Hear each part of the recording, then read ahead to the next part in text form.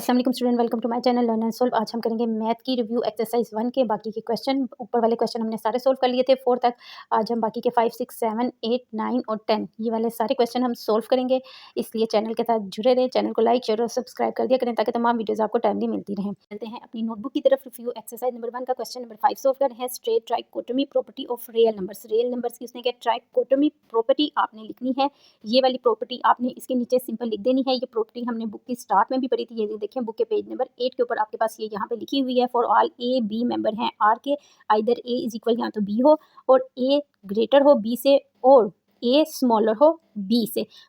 Question number 6 solve करते हैं। Find to rational numbers between 4 and 5 के दरमियान आपने दो रैशनल नंबर्स बताने हैं। हम क्या करेंगे, first of all we will find average. So we will add 4 and 5 and divided by 2। Average find करेंगे। 4 और 5 को प्लस करके 2 पे डिवाइड करेंगे तो हमारे पास उनकी एवरेज निकल आएगी। 4 और 5 को प्लस किया और नीचे मैंने ये 2 लिख दिया, 9/2 आ गया। लेकिन क्योंकि ये कटिंग नहीं हो रही इसीलिए फर्स्ट हमारा रैशनल नंबर आ जाएगा 9/2।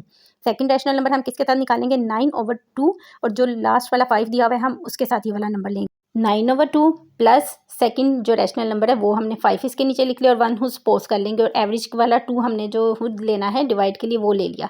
अब इसका एलसीएम ले लेंगे। 2 एलसीएम 2 ही आएगा, 9 + 10 आपके पास आ जाएगा और नीचे डिवाइड वाला 2 ये वैसे ही आ जाएगा। ठीक है, 9 और 10 को आप ऐड करेंगे, 19/2/2 आपके पास आ जाएगा। ये डिवाइड वाला जो 2 है इसको हम किस फॉर्म में लिखेंगे, 19/2 डिवाइडेड बाय 2 1। ठीक है, ये ऊपर आ जाएगा हमारे पास, तो हमने डिवाइड की फॉर्म में लिख दिया। और जब इसको मल्टीप्लाई में चेंज करते हैं तो हमें पता है ये रेसिप्रोकल हो जाता है। इसके नीचे 1 हम सपोज कर लेंगे तो ये ऊपर 1/2 आ जाएगा। कटिंग देख लेते हैं, किसी की कटिंग नहीं हो रही तो ऊपर वाला 19 1 से मल्टीप्लाई हो जाएगा, 19 1 the 19, 2 2 the 4। Second rational number हमारे पास आ जाएगा 19/4। फर्स्ट आया था हमारे पास रैशनल नंबर 9/2 और सेकंड रैशनल नंबर आ गया हमारे पास 19/4। क्वेश्चन नंबर 7 है, सिंप्लीफाई द फॉलोइंग। सिंप्लीफाई करते हैं इसको। हमारे पास स्क्वायर रूट की वैल्यू उसने 5 दी हुई है। वैसे स्क्वायर रूट की वैल्यू आपको पता है 1/2 होती है, लेकिन यहाँ 5 दी हुई है। ठीक है, बाकी क्वेश्चन आपके पास है x की पावर 15, y की पावर 35, z की पावर 20 और ब्रैकेट के बाहर हमारे पास है 1/5। अब 1/5 आपने तमाम नंबर्स के साथ, अंदर जितने भी नंबर्स हैं उनके साथ अलग-अलग करके खोल के लिख देते हैं। x 15 के साथ भी 1/5 लिख दें, y 35 के साथ भी 1/5 लिख दें और नीचे z के साथ भी 20 के साथ 1/5 लिख दें। कटिंग कर दें इनके। 5 के टेबल में 15 3 पे आता है, यहाँ पे आपके पास x की पावर 3 आ जाएगी। 5 के टेबल में 35 7 पे आता है, इसकी कटिंग हम कर देते हैं तो आपके पास यहाँ पे आ जाएगा 7। ठीक है, और नीचे जी वाले की भी कटिंग करते हैं। 5 के टेबल में 20 जो सा 4 पे आता है तो जी की पावर आ जाएगी आपके पास 4, एक्स की पावर 3, वाई की पावर 7 एंड जी की पावर आ जाएगी आपके पास 4। ये हमने इसको सिंप्लीफाई फॉर्म में लिख लिया है।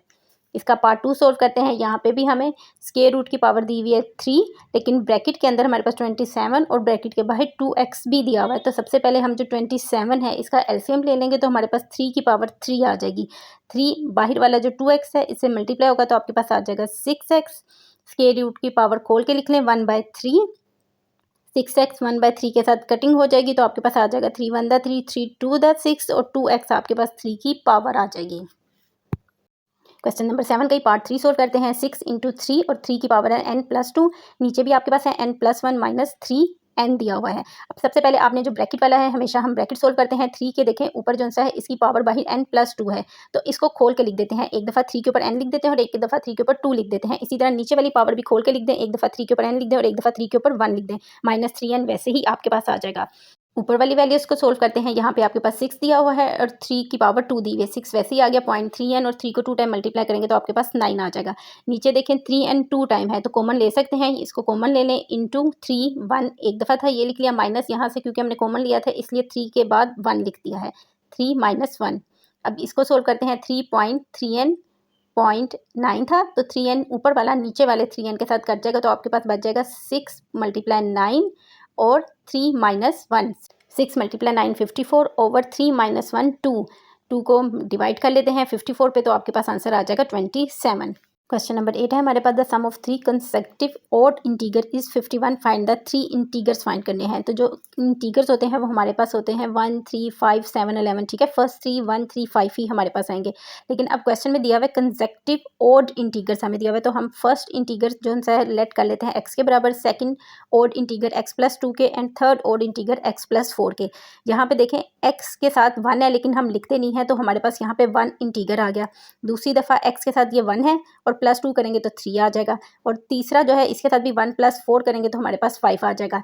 ठीक है, लेकिन अभी इसको हम इनको सोल्व करते हैं। x +2 x +4 इसको अकॉर्डिंग टू कंडीशन के मुताबिक सबको मिला के लिख लेते हैं। ठीक है, ये सारी वैल्यूज़ इज इक्वल हमारे पास 51 है, ये वो लिख लिया। x की रकम में प्लस कर लें, 3x आ जाएगा, प्लस सिंपल रकम में प्लस करेंगे 2 + 4 आपके पास 6 आ जाएगा। 6 आपका इक्वल से उधर जाएगा तो ये माइनस में आ जाएगा आपके पास। 51 में से आप -6 करेंगे तो आपके पास आ जाएगा 45। 3x is equal 45। 3 यहाँ मल्टीप्लाई हो रहा है तो आगे इक्वल के जाके डिवाइड होगा।